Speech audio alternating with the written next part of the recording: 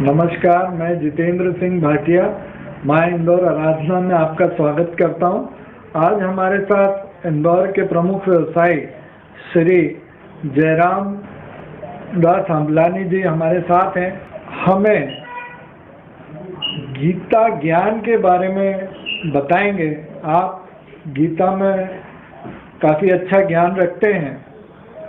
जयराम दास जी, आपका हार्दिक स्वागत है। जय श्री कृष्ण। श्री कृष्ण, हरे कृष्ण।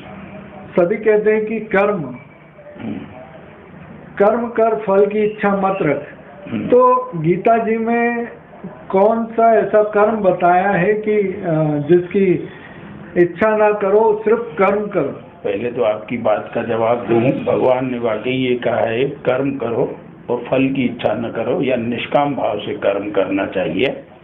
लेकिन जो बाजार में आम लोगों की बातें सुनी जा रही है ना, उनका अक्सर लोगों का ये कहना है, कोई खेती करता है, कोई व्यापार करता है, कोई फैक्ट्री चलाता है, वो कहता है मैं कर्म कर रहा हूँ, जबकि ये कर्म करने के लिए भगवान ने नहीं कहा है।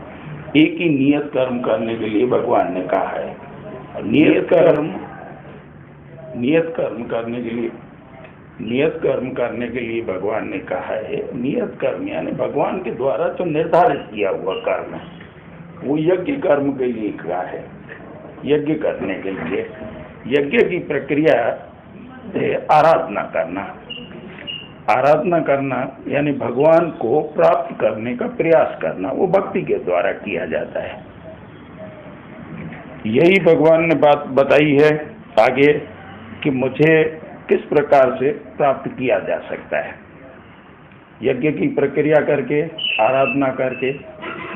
और भक्ति का 18वें अध्याय 18वां 65वें श्लोक में उन्होंने कहा है कि सदैव मेरा चिंतन करो, मेरे भक्त बनो, मेरी पूजा करो और मुझे नमस्कार करो। इस प्रकार तुम निश्चित रूप से मेरे पास आओगे।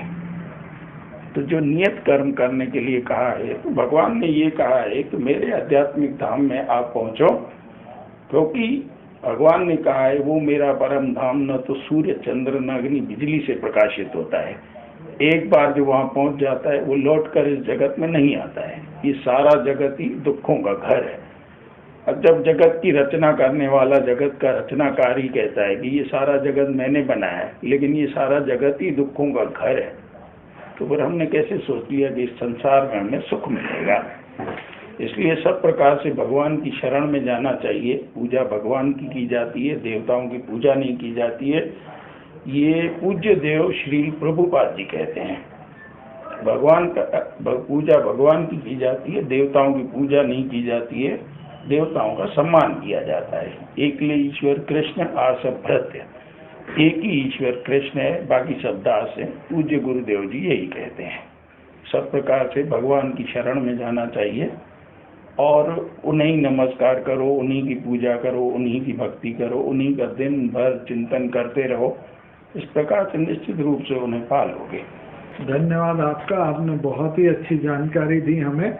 हम अगले एपिसोड में फिर आपसे मुलाकात करेंगे। जय श्री कृष्ण। हरे कृष्ण।